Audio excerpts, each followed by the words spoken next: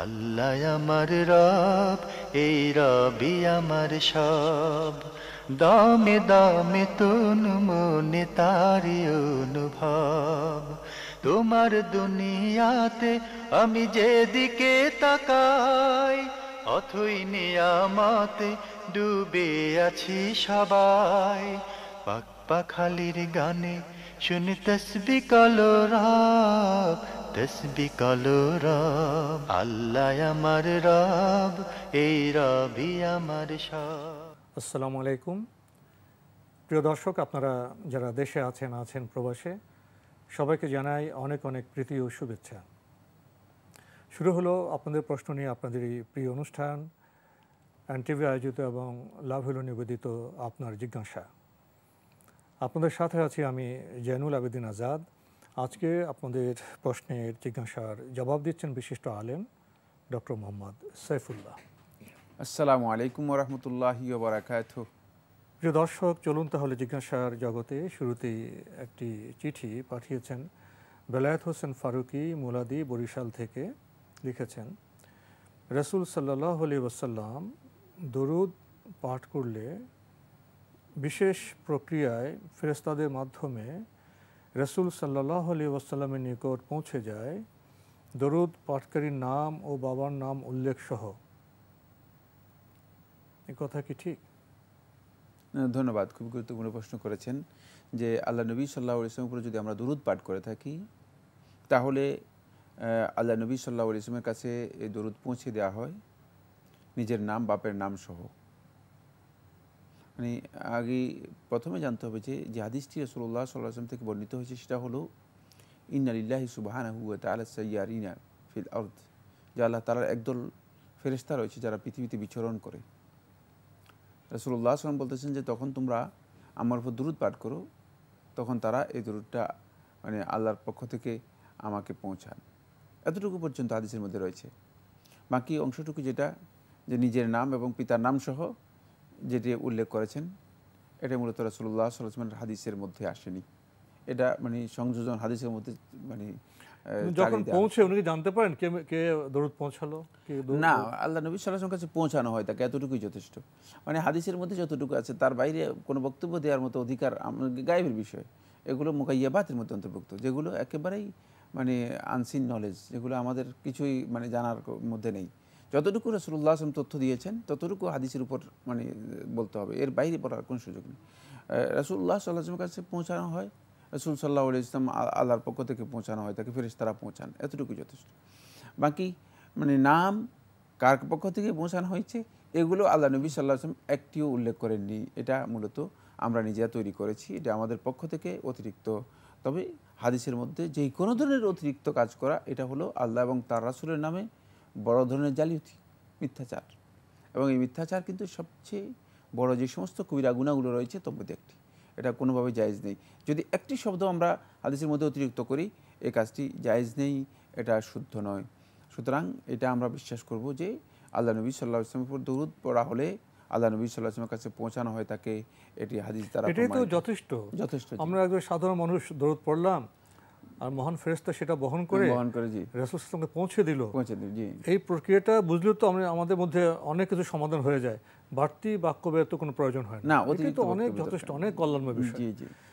এরপরে মিলাদ প্রসঙ্গে উনি আরও লিখেছেন, মিলাদ পাঠ করলে ইয়া নবী সালাম আলাইকা ...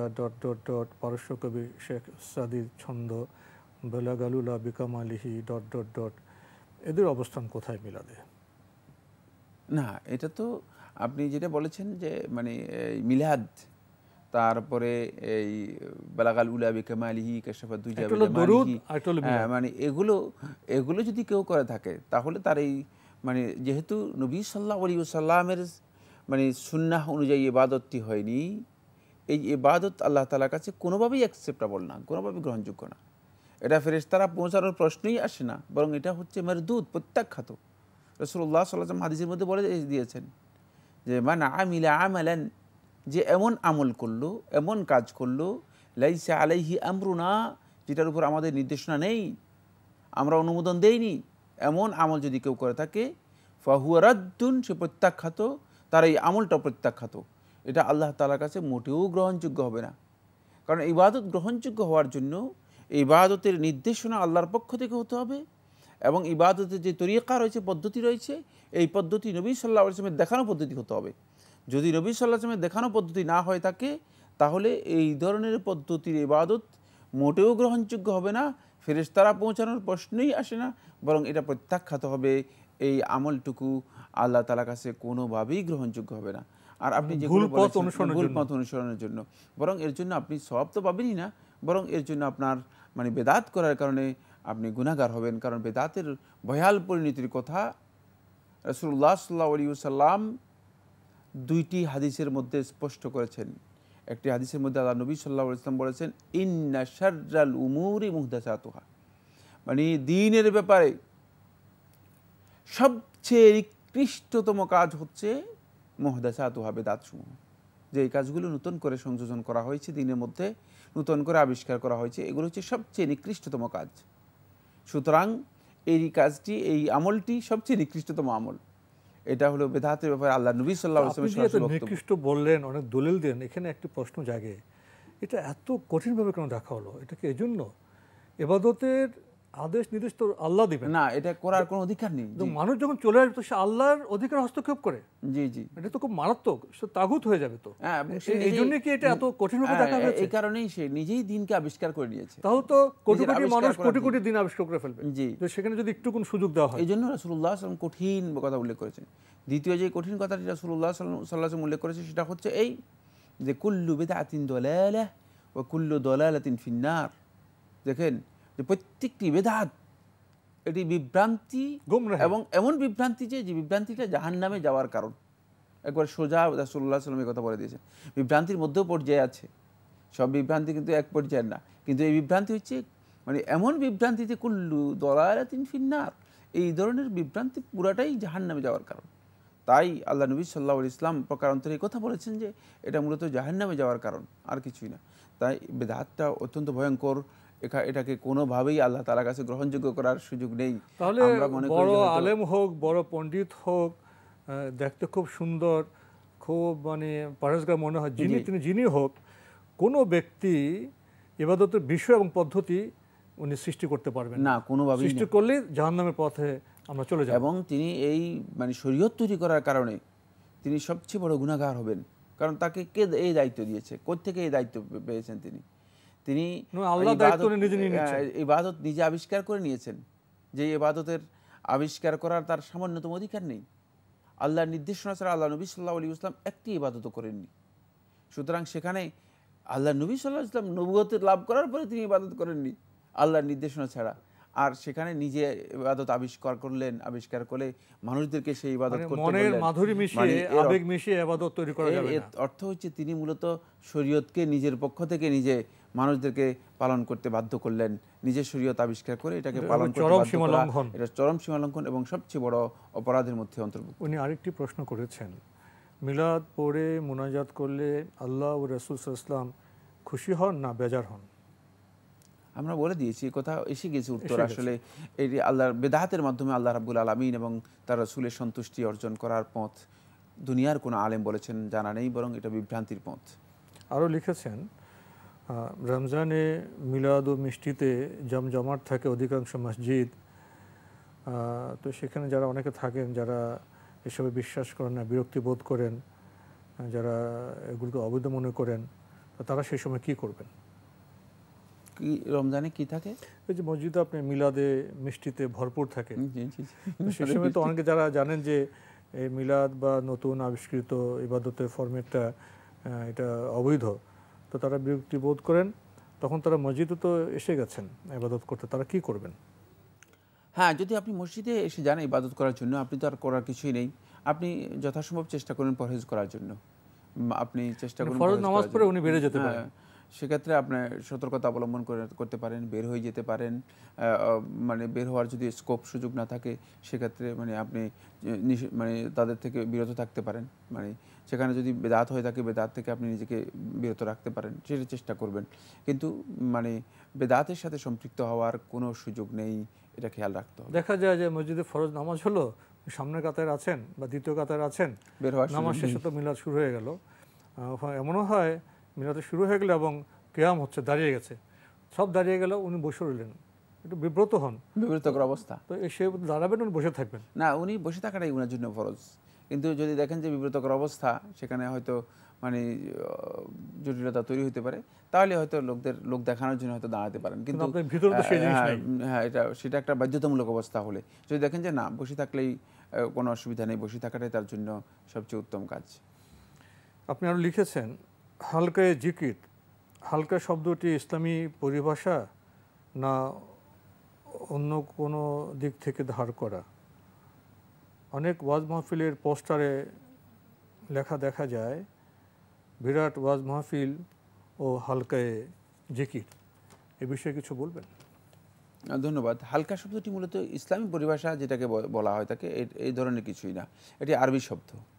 আমরা অনেকেই মনে করে যে আরবি হলেই এটা ইসলামী পরিভাষা। আরবি ভাষায় খারাপ শব্দ নেই, আরবি শব্দ, এটা সঠিক কথা। বাকি এটা ইসলামের কোনো পরিভাষা নয়, ইসলামের কোনো পরিভাষা নয়। ইসলামের পরিভাষা সেগুলো পরিচিত, মানে বিভিন্ন ধরনের পরিভাষা রয়েছে। তবে এটাকে হালকা নয়, এটা আরবিতে হালাকা, আরবিতে শব্দটা হচ্ছে হালাকা।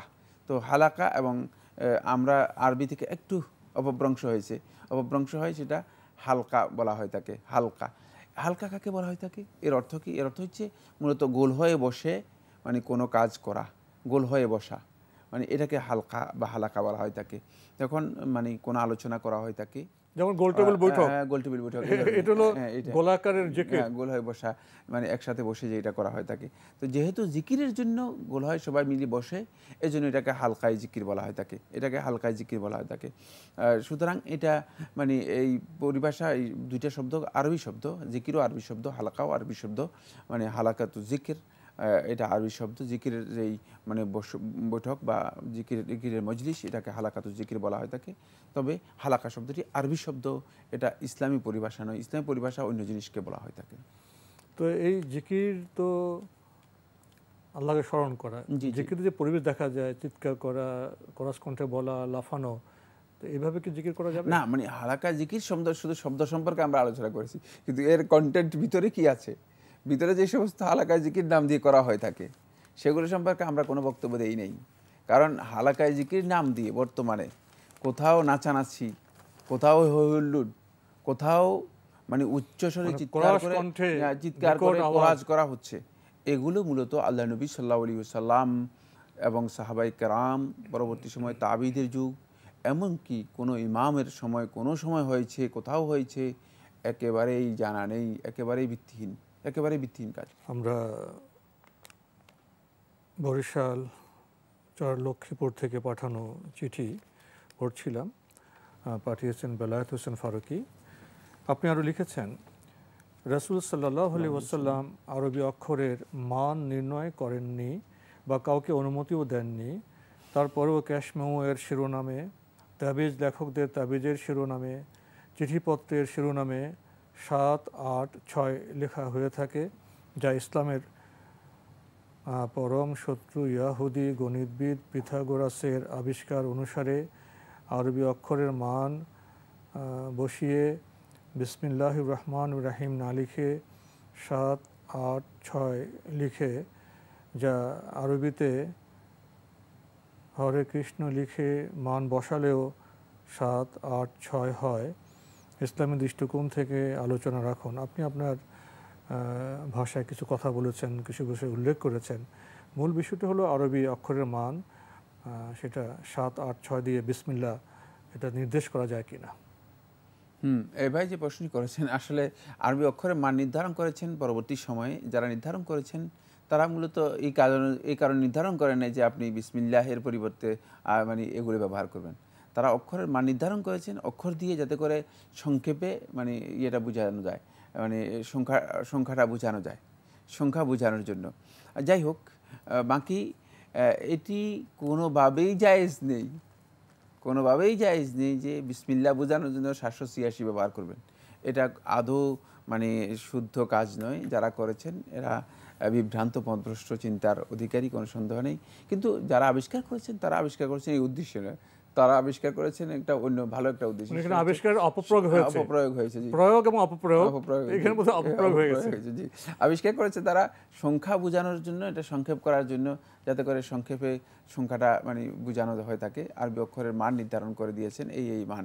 কিন্তু এটাকে যে আপনি কোরআন কারিমকে এই ধরনের করবেন, কোরআনকে সংখ্যায় নিয়ে আসবেন 786 বললে আপনি মানে বিসমিল্লাহ বুঝাবেন, এটি একেবারেই ফালতু, একেবারেই অপ্রয়োজনীয়। বরং এটা মানে কোরআন হাদিসের নির্দেশনার পরিপন্থী একটি কাজ। এর মাধ্যমে বিসমিল্লাহ বোঝানো সঠিক নয়।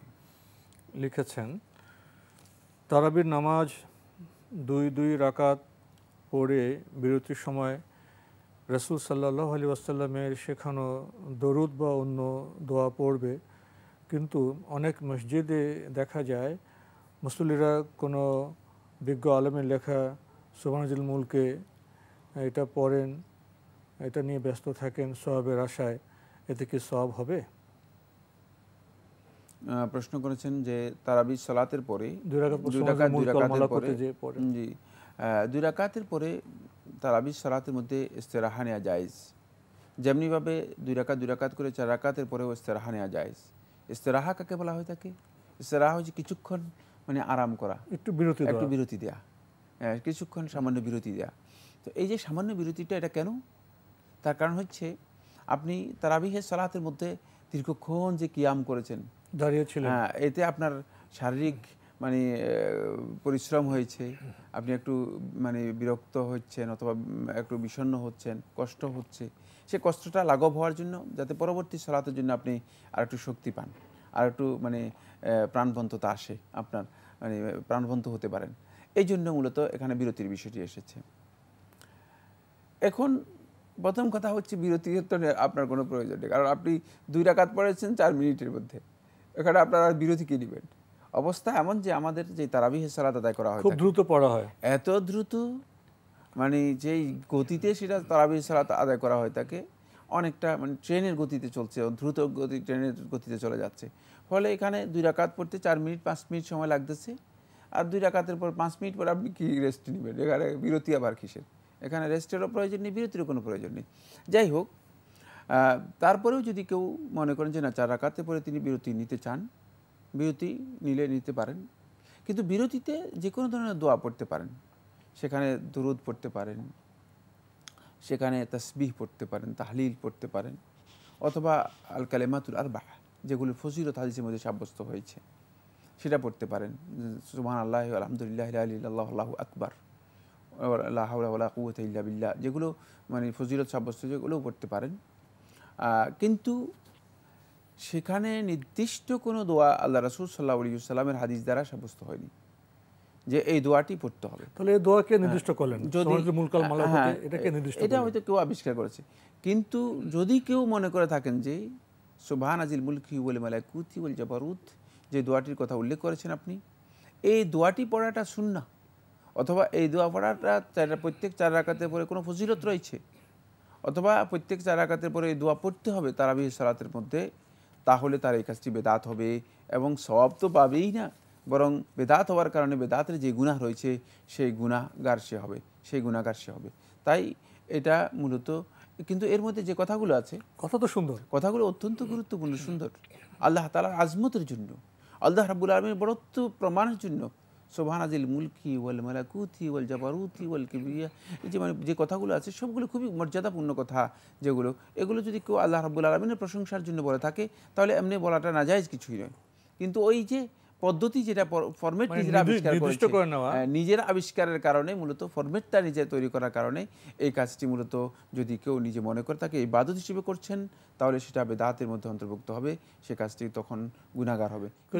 নির্দিষ্ট না করে যে কোনো একদিন পড়লেন, আপনি যদি কেউ পড়ে ব্যক্তিগতভাবে পড়তে পারে, কোনো অসুবিধা নেই। তো আজকে আমাদের এখানে শেষ করতে হচ্ছে। আপনাকে অনেক ধন্যবাদ। আপনাকে অনেক ধন্যবাদ।